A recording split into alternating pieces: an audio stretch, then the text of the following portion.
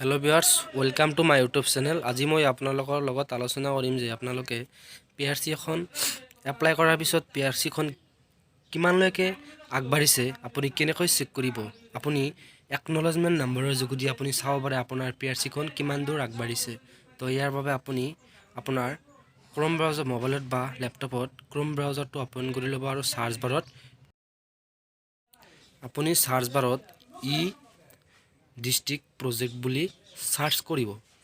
তো লিখিব district project বুলি সার্চ করিব। ডিস্ট্রিক্ট প্রজেক্ট আপনি তাতে ক্লিক করিব। ক্লিক করার পিছত চাব first interface district project district assam.gov.in এটুত ফার্স্ট পেজত উপৰত কোণত ফাৰ্ষ্টতে আহিব। য'ত ক্লিক কৰিব। ক্লিক কৰাৰ পিছত আপুনি ইয়াতে চাব এপ্লিকেশ্যন ষ্টেটাছ এপ্লিকেশ্যন নম্বৰ। আপুনি ইয়াতে আপোনাৰ PRC যিটো একনলেজমেন্ট নম্বৰ আছে এপ্লিকেশ্যন নম্বৰ সেইটো আপুনি বহাই দিব। এপ্লিকেশ্যন নম্বৰটো এনেকুৱা ধৰণৰ SSDG ED PRC বা কিবা তাৰ পিছত 5টা নহলে 6টা নম্বৰ আছে। তো নাম্বাৰ কেইটা বহাই দিব।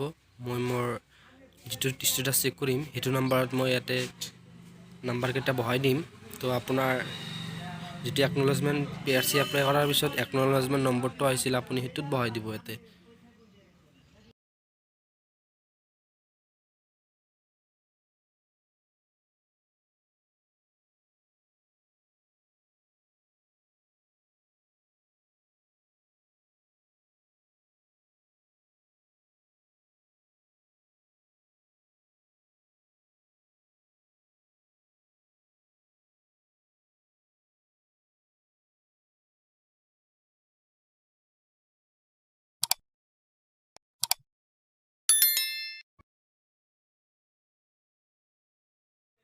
তো SSDG /ED PRC থাকিলে PRC আৰু বেলেগ কিবা ইনকাম সাৰ্টিফিকেট থাকিলে INC বুলি লিখিব।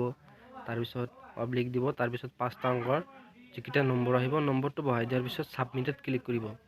তো মোৰ নম্বৰটো বহাই দিয়া হ'ল অলৰেডি। তো ইয়াতে মই সাবমিটত ক্লিক কৰি দিম। চাব সাবমিটত ক্লিক কৰি দিয়াৰ পিছত আপোনাৰ এপ্লিকেশ্যন নম্বৰ একনলেজমেন্ট নম্বৰটো আহি যাব।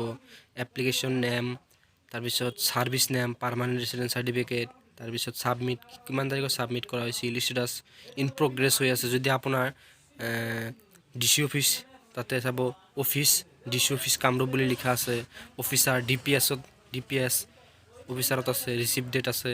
যদি আপোনাৰ PRCটো সম্পূৰ্ণ হয় কামটো সম্পূৰ্ণ পুলিচ ভেৰিফিকেশ্যন হোৱাৰ পিছত যদি সম্পূৰ্ণ হৈ থাকে আপোনাৰ DA বুলি লিখা আহিব আৰু আপুনি আপোনাৰ ষ্টেটাছটো এপ্ৰুভ বুলি লিখা আহিব। তো ঠিক আছে আপুনি গম পালে কেনেকৈ ষ্টেটাছ চেক কৰিব। ভিডিও ভাল লাগিলে চেনেলটো সাবস্ক্ৰাইব কৰিব।